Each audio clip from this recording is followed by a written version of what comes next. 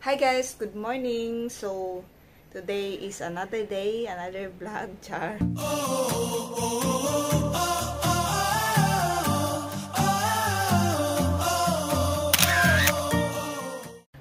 So naisipan kong mag-vlog today kasi meron tayong gagawin. So samahan niyo ako ngayon guys.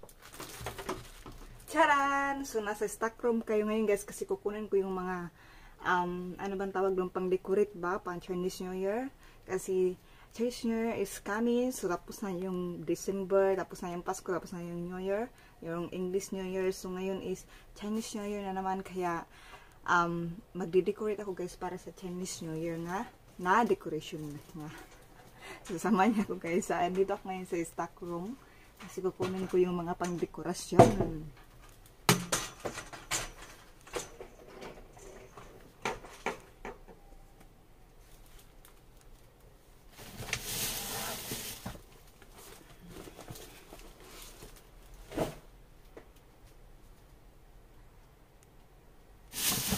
Hindi na pala ako nakapag-vlog nung naligpit ko na yung Christmas tree.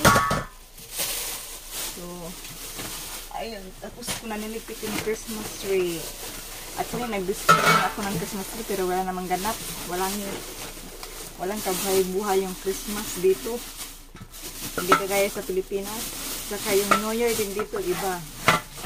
Kasi yung New Year nila dito sa Pilipinas na grabe, maraming paputo. Grabe, enjoy talaga sa Pilipinas. Ang daming mga gamit dito sa stock room. So, ayan, tapos ko na nakuha yung mga kailangan kong kunin sa stock room. So, today is simulan na natin yung pag-decorate. Ito yung mga pang-decoration sa Chinese New Year. So, bago ako magsimula sa pag-decorate, so i-change ko muna yung sofa cover para malabhan siya, tapos bagong sofa cover na naman. Natin yan sa bago. Meron pala ako dito tanim na ano.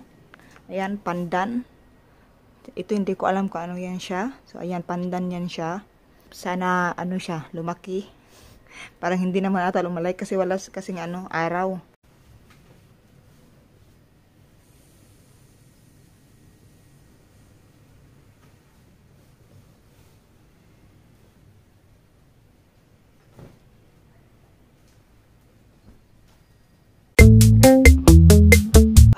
Bago natin ilagay ulit yung sofa, so kailangan linisan natin yung ilalim kasi maraming mga alikabok.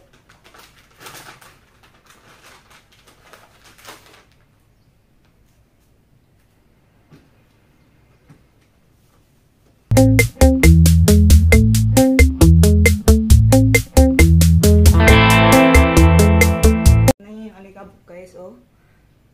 Kakainis. Araw-araw naman naglilinis pero maraming alikabok pa rin.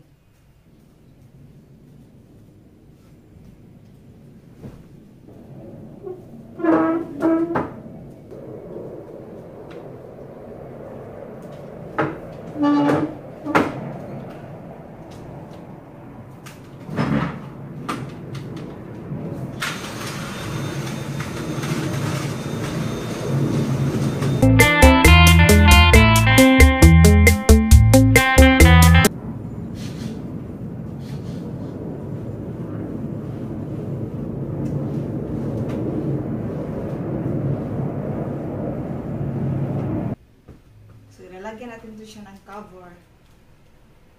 Ay, nako.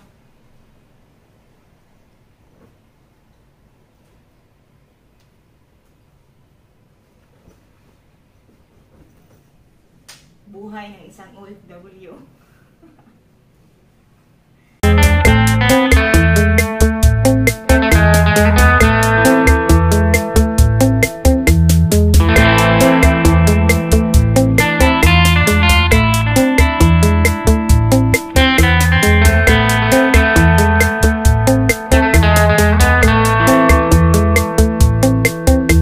Ito yung kulay na i-cover natin.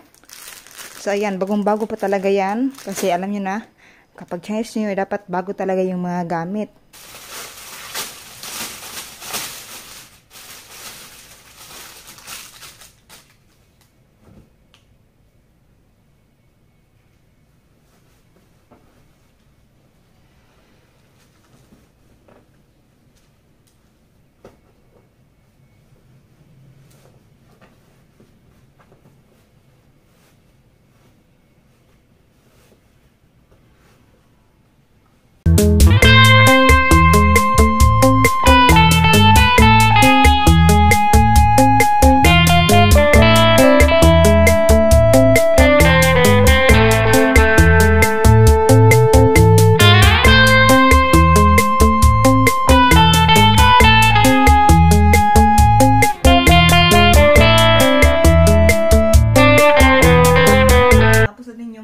mga cover ng upuan. So ngayon naman is yung cushion cover.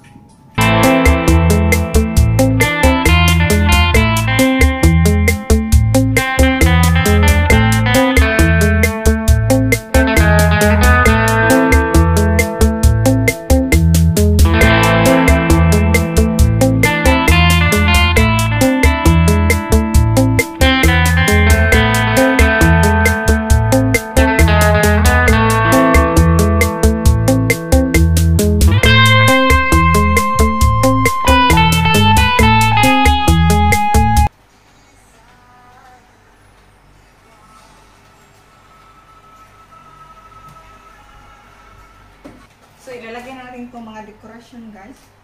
Ayan, mga pang Chinese New Year na dekorasyon.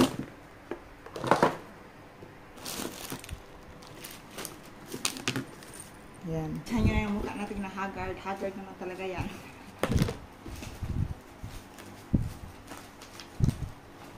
So, I think ito siya.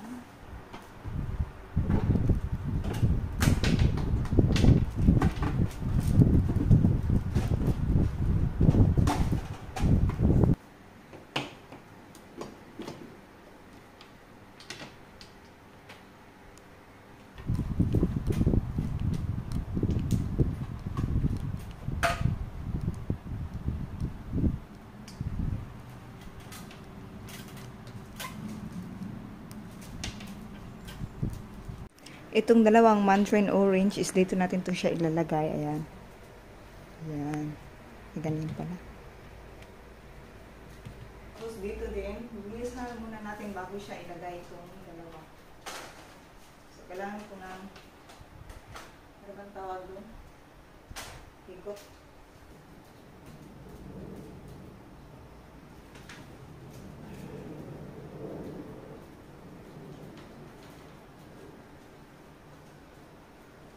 Dahan-dahan lang kasi. Baka malaglag itong ano na to. Nako, pag malaglag.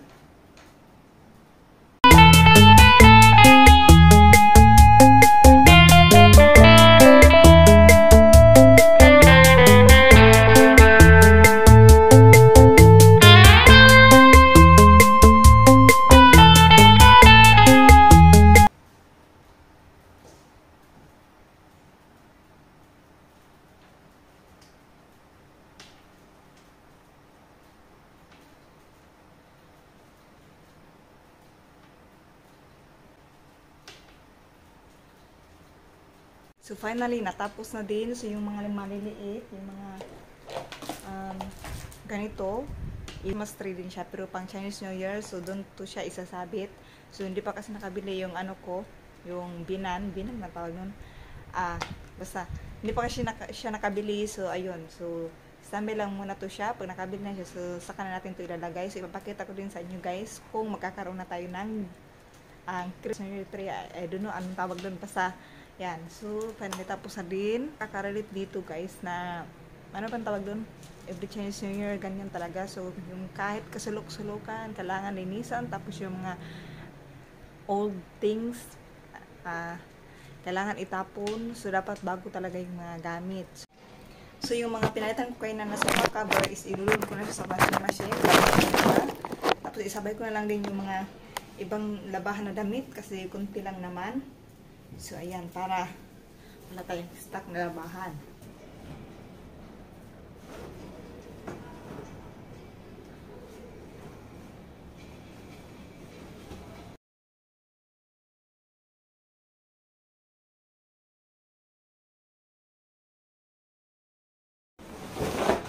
Maganda na yung maglaba kasi mainit yung weather. Thanks God, lumabas din si Hari ang araw after how many days na palagi na lang umuulan.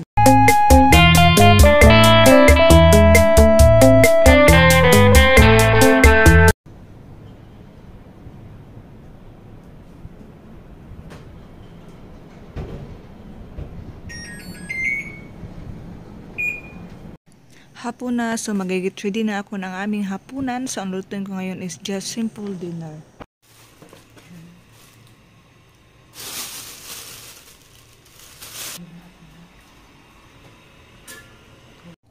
So ito lang yung hapunan namin for sa ngayong gabi. So simple lang siya. So ito yung tinatawag na long tau fu, I think.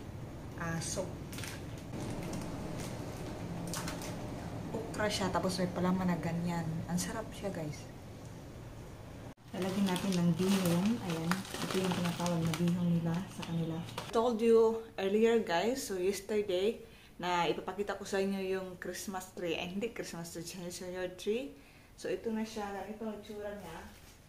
Ayan, ganito. Ayan. Nabili to siya kahapon ng mother-in-law ko. So, ilalagay natin to sa my base. Ito yung base natin. So, ganito yung klase ng tree nila kapag Chinese New Year. Ayan. Aywan ko anong tawag nito. But this is not recyclable kasi parang nalalanta din ata to siya. So, i-ano na natin ito ngayon. Ilagay. IKEA. Pumunta siya sa may IKEA. Actually, may ibang kulay din na ganito. May pula. Pero puti yung pinili niya. So, ilalagay natin ito dito sa my base.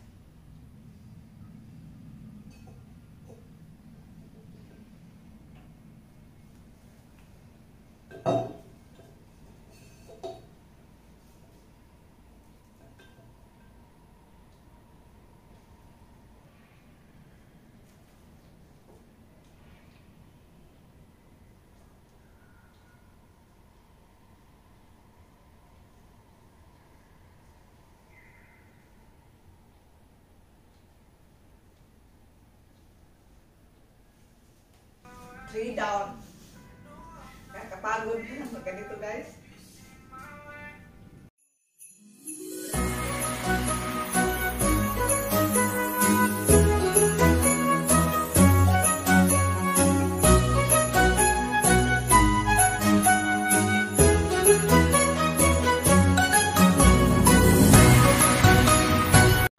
So, ayan na siya, guys. So, ribbon pa lang yan.